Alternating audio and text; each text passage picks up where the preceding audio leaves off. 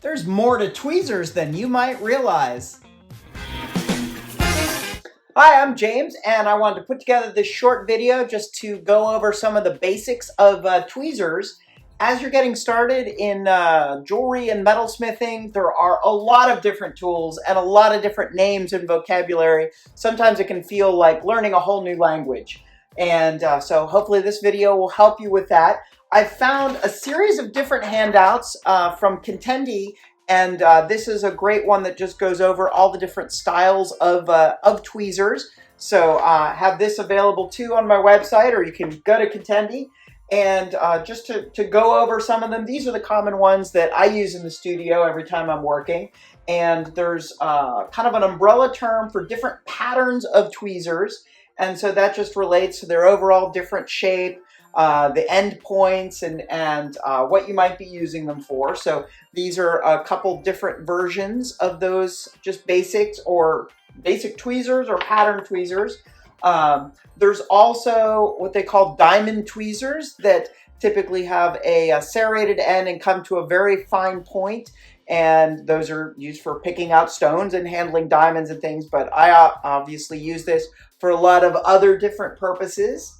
There are cross-locking tweezers. So the arms bend around each other, and they have a built-in spring to them so that they naturally spring shut.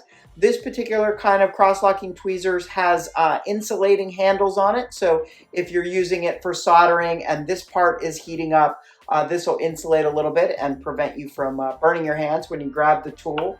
There are out there some plans on homemade versions of your own cross-locking tweezers, just made from cheap steel binding wire. So you can certainly make your own if you don't want to just buy them.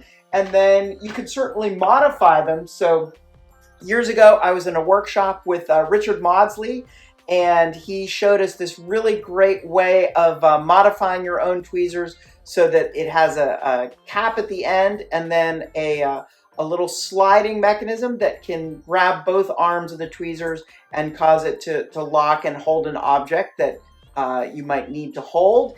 And it was just, I love modifying or making my own tools, and I've had this for decades now, and it's really my go-to tweezers because I modified it myself, and just fond memories of that workshop as well. So as you can reshape different tools for your own purposes, that's one of the wonderful things about being a metalsmith and being able to make your own tools that you'll need to make other pieces. So hope this is a great introduction. There's lots of other kind of tweezers out there, but these are just the basics, and then some other things fall into tweezers like copper tongs that we use with the pickle solution, other materials that you might use so that they're not contaminating patina solutions and things, whether they're made out of bamboo or plastic or something like that. So hope this eliminates any confusion about all the different types of tweezers and what you might use them for. So good luck with your adventures in the studio.